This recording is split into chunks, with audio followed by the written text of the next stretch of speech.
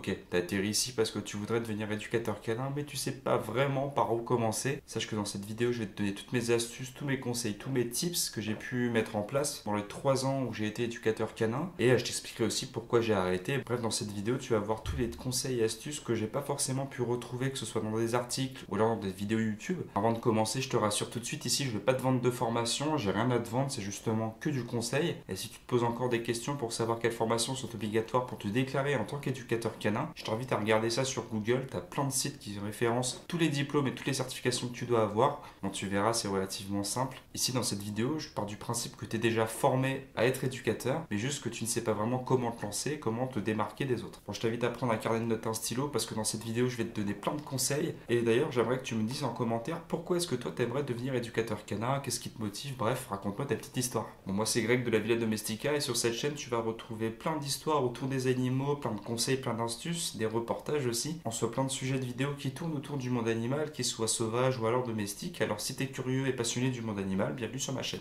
1. Savoir si ce métier est fait pour toi. En te lançant en tant qu'éducateur canin, il va falloir que tu te connaisses bien. C'est-à-dire que ce métier, il a besoin d'avoir énormément de qualités humaines pour que tu puisses être au top à chaque séance. L'une des qualités phares que tu dois avoir, c'est de savoir est-ce que tu es une personne qui se remet assez facilement en question. Est-ce que tu sais sortir de tes sentiers battus, garder ton calme lorsque tu es en désaccord avec une personne. Est-ce que tu es quelqu'un de pédagogue. Tout un ensemble de qualités qui vont te permettre le jour J, lorsque tu seras avec ton client et le chien, pouvoir l'aiguiller au mieux, lui expliquer au mieux les choses tout en gardant ton calme et que lui puisse partir grandi de la séance et que toi aussi tu puisses apprendre pas mal de choses en termes de qualité humaine. Ouais, des fois, tu vas tomber sur des personnes qui vont être un petit peu en désaccord avec toi, qui vont être assez lunatiques. Bon, bref, je t'en reparlerai un petit peu en fin de vidéo. Mais sache que chaque nouvelle rencontre, c'est aussi une nouvelle personne et du coup, des moyens différents de dialoguer avec elle. Moi, si d'ailleurs tu te poses la question de quelle est la différence entre éducateur canin et comportementaliste canin, grosso modo, c'est la même chose. Juste que comportementaliste, c'est un nom qui est extrêmement à la mode depuis ces dernières années. Éducateur, ça veut dire que tu sais régler un problème et comportementaliste, ça veut dire que tu sais expliquer le problème. Bon, l'un sans l'autre, ça marche pas trop. Je vais te faire un parallèle. Imagine que tu es médecin.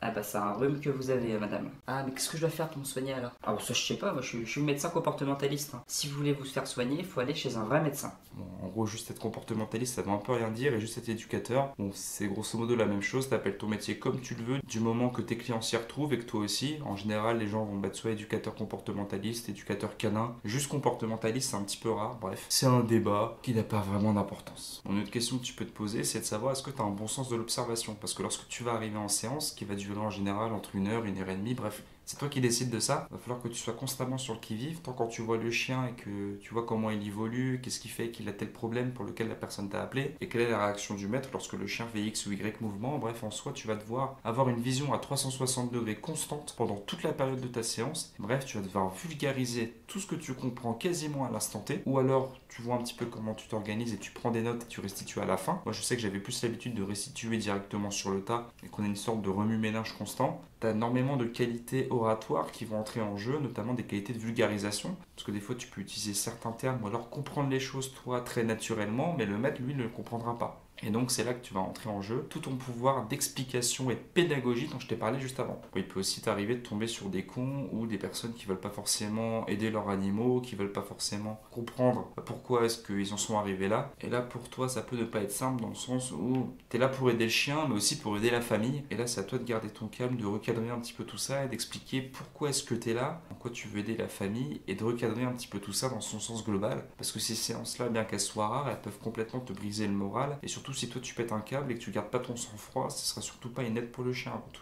On sache que le métier d'éducateur canin, c'est certes un métier où tu dois aimer les animaux et les chiens en particulier, mais c'est aussi un métier où tu te dois d'être extrêmement sociable et d'aimer les gens, du moins un minimum. Parce que c'est avec eux que tu vas parler à 90% du temps. Le chien, t'as beau lui parler, lui il va pas te répondre, tu vois. Bon, si avec tout ça je t'ai pas pris la tête, et bah sache que t'as déjà des bonnes bases solides pour passer à la suite et aussi devenir un bon éducateur canin, parce que toutes ces qualités-là sont fondamentales pour la suite de ton aventure en tant qu'éducateur. 2. Définis ton territoire et ta cible.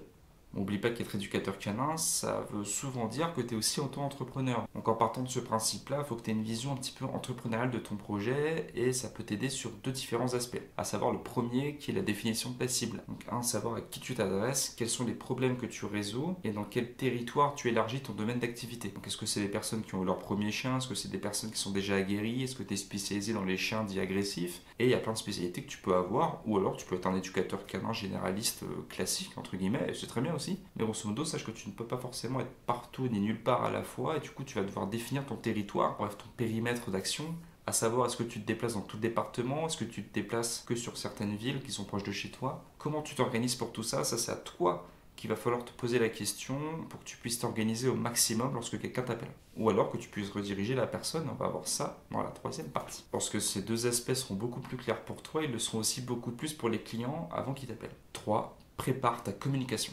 Bon, spoiler, il y a extrêmement peu de chances que tu réussisses à te démarquer des autres si tu te poses juste dans un coin et que tu dis bonjour, je suis éducateur canin et que tu attends comme ça. Dans ce cas-là, il y a assez peu de chances que quelqu'un t'appelle pour te demander tes services. Pour te faire connaître, tu as différents moyens, à savoir la communication, qu'elle soit physique ou alors la communication digitale sur les réseaux sociaux par exemple. Pour tout ce qui est communication physique, tu vas pouvoir imprimer des flyers, des cartes de visite, bon, des choses assez classiques que tu connais déjà. Et là, c'est à toi d'avoir une vision assez stratégique de savoir où est-ce que tu vas pouvoir les déposer, ces flyers et ces cartes de visite. Bon, pour te donner quelques pistes de réflexion, on peut penser aux éternelles boulangeries qui sont en général des endroits de passage où il y a beaucoup de monde. Mais les boulangeries, ça me titille un peu, parce que souviens-toi la dernière fois que tu as pris une carte de visite en boulangerie, bon, ça remonte à longtemps quand même. Par contre, là, tu vas pouvoir tirer ton épingle du jeu, ça va être dans les animaleries, les endroits de passage, mais où tu peux avoir des clients potentiels. Donc, ce que je te disais, c'est les animaleries qui sont proches du territoire que tu couvres. Et en général, tu vas les appeler ou alors les voir en physique et leur demander si tu peux déposer des flyers ou des cartes de visite au niveau de leur caisse. En général, ils diront oui. Moi, je sais que c'était à peu près 1 sur 3 qui refusaient. Et en plus, si tu t'entends bien avec eux, ils pourront aussi t'amener des clients en proposant des services lorsque tu auras ta carte à la caisse et que la personne posera des questions sur toi. En général, les animaleries, c'est vraiment un bon endroit et en plus, t'as pas forcément à mettre beaucoup de cartes de visite et beaucoup de flyers, donc ça te fait moins de coups d'impression derrière, donc c'est pas mal. En plus de ça, tu as les différents événements autour du chien, comme par exemple les salons du chiot, bien qu'ils soient de plus en plus controversés, c'est vrai, où là tu vas pouvoir aller rencontrer des éleveurs, aller rencontrer différents professionnels autour du monde animal, et également aller rencontrer différentes personnes qui veulent adopter leur premier chiot. Et si tu te débrouilles pas mal, que tu as un petit peu de bagou et du social, donc je te renvoie à la partie 1, dans ces cas-là, tu vas peut-être pouvoir déposer des flyers, des cartes de visite, ou faire des rencontres tout simplement pour élargir ton réseau canin et pouvoir rencontrer un petit peu plus de monde dans tout ce milieu-là. Et en plus de ça, vu que tu as bien défini ton territoire, comme je te disais dans la partie 2, que tu le connais très bien, tu vas pouvoir reconnaître quels sont les parcs où il y a énormément de passages, où les gens vont promener leur chien en général la journée. Et donc là, tu auras sûrement des panneaux d'affichage public. Et si tu es déter, tu pourras coller des affiches que tu mettras à la vue de tout le monde. Mais du coup, tu vois, lorsque tu réfléchis ne serait-ce que 5 minutes, pour toutes les parties physiques, tu peux vraiment optimiser ta dépense d'argent et d'impression pour tout ce qui est flyer et carte de visite. Et en plus de ça, tu as un deuxième moyen de te faire connaître, notamment par le prisme des réseaux sociaux, où en général, dans ta ville, ton département, tu as plein de groupes Facebook différents. Bon, c'est sûr, tu as un minimum une cinquantaine de groupes Facebook autour de toi qui en général sont archi actifs. Là, tu vas pouvoir proposer, avec la communication que tu auras préparée au préalable, 2-3 images de ce que tu sais faire, te présenter, dire bonjour, moi je suis éducateur canin, je suis spécialisé dans ça, ça, ça, j'interviens dans tout le département, je me déplace, etc. Bref, tu te présentes. Et du coup, ça te permettra de diffuser tes services auprès d'une audience beaucoup plus large. Et si en plus de ça, tu es vraiment très à l'aise sur les réseaux sociaux, rien ne t'empêche d'ouvrir des comptes de ton métier d'éducateur canin sur différentes plateformes comme YouTube, Instagram, où là, si tu te démerdes pas trop mal, tu pourras commencer à te faire connaître en montrant ce que tu sais faire, comment se passe une séance, des conseils, des astuces pour les maîtres chiens. Et du coup, ça humanisera un petit peu plus le truc que ton nom, prénom, éducateur canin. Bon, en général, la plupart des gens font ça, mais ça te permet de te démarquer un petit peu plus des autres quand même. Mais ça permet aux gens de voir un visage sur la personne et aussi de voir comment tu fonctionnes. Ça peut être un gage de confiance en plus, d'autant plus quand tu arrives dans un métier qui est en général assez concurrentiel, de te dire ok, cette personne-là, je la connais, je vois ce qu'elle fait, j'ai confiance en elle, je vais l'appeler. En plus de ça, tu peux partir à la rencontre d'autres éducateurs canins où tu leur passes un coup de fil, tu te présentes un petit peu. Bon, t'as certains qui vont rembarrer en disant ah bah non, c'est la concurrence, mais t'en as d'autres qui sont vraiment heureux de pouvoir avoir ton numéro parce que eux, si des fois ils peuvent pas forcément prendre en charge tel ou tel animal, ils pourront rediriger leurs clients vers toi. Et toi, pareil, si tu n'as pas forcément de créneau pour un client, tu pourras aussi le rediriger vers cet éducateur-là. Et grosso modo, vous vous renvoyez la balle, vous montez en compétence l'un et l'autre. Et aussi, ça te permet de rencontrer du monde. En plus de ça, tu as en général plein de professionnels dans ton département qui travaillent avec les chiens, que ce soit les vétérinaires, les pensions. D'ailleurs, les pensions, tu verras que la veille des vacances, tu auras plein de personnes qui vont t'appeler pour savoir est-ce que tu peux garder leur chien ou pas. Des ostéopathes, des toiletteurs, bref, tout un monde canin où là, le but est de te faire connaître par eux parce qu'ils peuvent t'amener des clients à droite à gauche. Et toi en même temps, tu peux leur en apporter de par les séances que tu vas faire. Et bref, ça te permet de créer tout un réseau canin dans le département et t'inscrire dans une dynamique de réseautage, mais positif quoi. 4. Organise ton planning. Bon, félicitations, t'as fait tout ce que je t'ai dit précédemment et là tu commences à recevoir tes premiers appels. Bon, c'est là que va entrer en jeu l'organisation de ton emploi du temps, hein. Savoir combien de temps va durer la séance, où est-ce que tu te déplaces, comment tu t'organises, bref, pas de panique, tu as différents moyens pour pouvoir t'organiser tout ça le plus facilement possible. Sache qu'en général, les personnes qui vont t'appeler, journée, elles travaillent et du coup, elles vont pouvoir être disponibles que ce soit en début de soirée ou alors les week-ends. C'est aussi à toi d'expliquer dans ta communication et lorsque la personne va t'appeler, quel jour tu travailles, jusqu'à quelle heure, jusqu'où tu te déplaces, combien de temps dure la séance, pour que toi, ce soit fluide dans ton organisation lorsque tu coches rendez-vous Madame Michou le 9 février.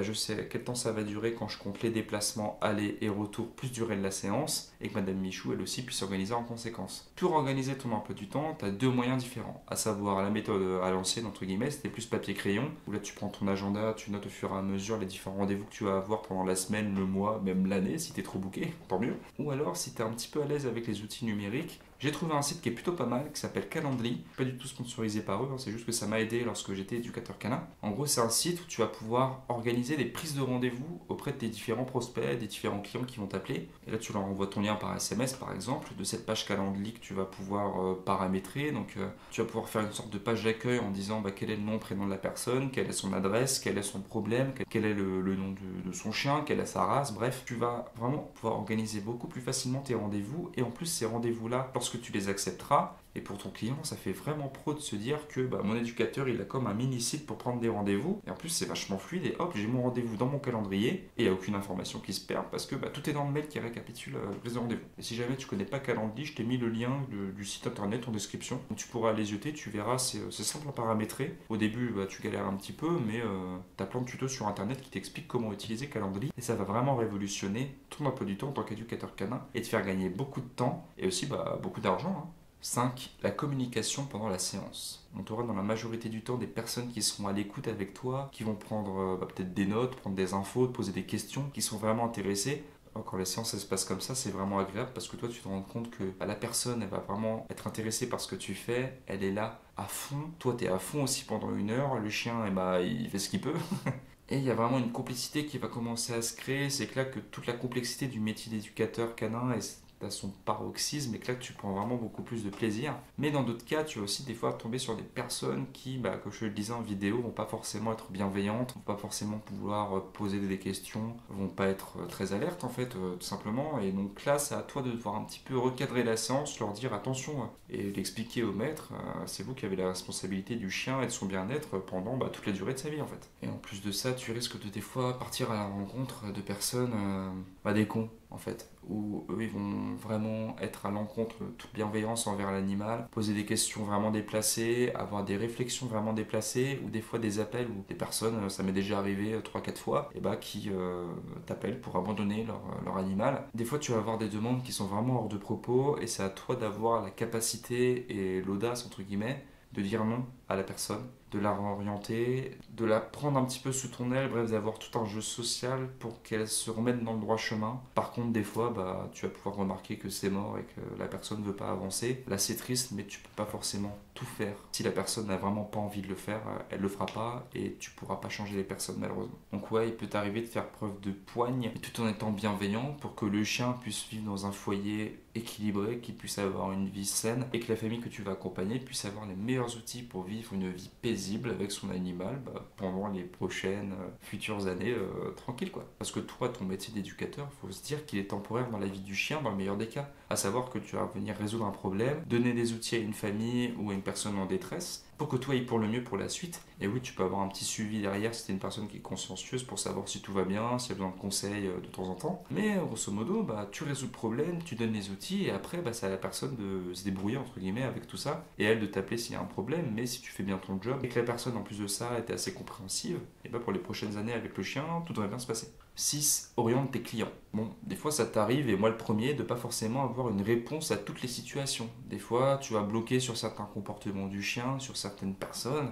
bref, que t'as pas les compétences pour résoudre la situation. C'est là que ta carte réseau canin, entre guillemets, va pouvoir tirer son épingle du jeu. Là où tu vas pouvoir appeler un autre éducateur canin qui est dans ton département, et que lui peut-être est spécialisé dans le problème que tu as décelé sur l'animal, ou alors son foyer. Grosso modo, le but c'est de toujours avoir une solution pour tes clients, que ce soit une solution pour toiletter leur animal, que ce soit une solution solution pour leur donner un numéro de vétérinaire, de pension. Tu es un peu la personne qui leur ouvre le monde sur le monde canin et du coup tu peux très bien avoir de bons conseils pour l'éducation de leur chien, mais aussi pour le suivi et la vie quotidienne de leur animal. Donc ta carte réseau canin et monde canin dont je t'ai parlé juste avant, elle a vraiment un intérêt dans ton métier d'éducateur. 7. Prends du plaisir. Être éducateur canin, c'est avant tout un métier passion, tu vas pouvoir apprendre plein de choses, travailler avec des animaux qui te plaisent, qui te rendent meilleur chaque jour, et aussi voir le mieux chez les personnes. Dis-toi que si tu arrives à prendre du plaisir en tant qu'éducateur, tu peux que tirer du meilleur de ce métier. Donc, c'est un métier qui est un peu à part, mais qui apporte tellement aux familles, tu rends vraiment service aux personnes, et franchement quand tout se passe bien, elles te le renvoient parce qu'elles vont t'envoyer des messages, des vidéos avec leurs chiens qui jouent dans la gadoue par exemple. En plus de ça, tu vas pouvoir prendre de l'expérience, rencontrer pas mal de monde, faire plein d'événements canins, et même si t'es chaud et que t'arrives à être un petit peu connu, et créer tes propres événements autour du monde canin, ça va te faire grandir en tant que personne, grandir en tant que professionnel. En gros, c'est tout un monde qui s'ouvre à toi. En tout cas, j'ai hâte que tu me dises dans les commentaires comment se passe ton métier d'éducateur, si tu t'es lancé ou pas. Nous, on arrive à la fin de cette vidéo. Je te remercie de l'avoir écouté, et si tu veux, tu peux patienter quelques secondes pour que je t'explique pourquoi est-ce que j'ai arrêté d'être éducateur canin. Mais avant tout, je t'invite à liker, partager et t'abonner à cette chaîne parce que c'est très important pour son développement, et je te remercie pour tout l'intérêt que tu as porté à cette vidéo, et j'espère qu'elle pourra t'aider en tout cas. Pourquoi est-ce que j'ai arrêté? C'est parce que j'ai eu trop de fois de mauvaises expériences avec des personnes qui m'ont pris pour un con, qui m'ont peut-être un petit peu déprimé du travail, où les choses ne se sont pas forcément bien passées. En plus de ça, j'ai traversé différentes périodes un petit peu difficiles dans ma vie perso, et tout ça m'a un petit peu enlevé la passion que j'avais au début avec ce métier d'éducateur canin. Donc j'aime toujours les chiens, j'aime toujours les animaux, j'aime toujours découvrir des choses, et j'ai pu aider à peu près plusieurs dizaines, voire même une centaine de chiens et de familles. J'estime avoir fait ma part du job, et maintenant je me dédie à d'autres choses. Je te le disais juste avant, moi j'aime découvrir des personnes, rencontrer des professionnels dans tout milieu animalier, j'aime vulgariser des choses, j'aime découvrir en fait. J'ai une sorte de curiosité, que ce soit pour le monde animal sauvage ou domestique. Tous ces paradoxes aussi, la relation humain-animal, tout ce qui est paradoxal entre nos deux mondes qui des fois se rejoignent pour le meilleur comme pour le pire. C'est aussi pour ça que j'ai créé cette chaîne où je m'y retrouve un petit peu plus, ou peut-être que là je suis tout seul en train de parler à la caméra, mais j'ai aussi l'impression d'être devant une foule de personnes qui elles aussi sont curieuses d'apprendre plein de choses, et aussi devant différents professionnels où je suis très heureux de mettre en avant leurs projets et des messages qu'ils ont à passer également. Donc voilà. Pourquoi j'ai arrêté. C'est avant tout des mauvaises expériences. En tout cas, je te remercie d'avoir regardé cette vidéo. Je te dis rendez-vous pour une prochaine. Et puis, bonne journée à toi. Ciao.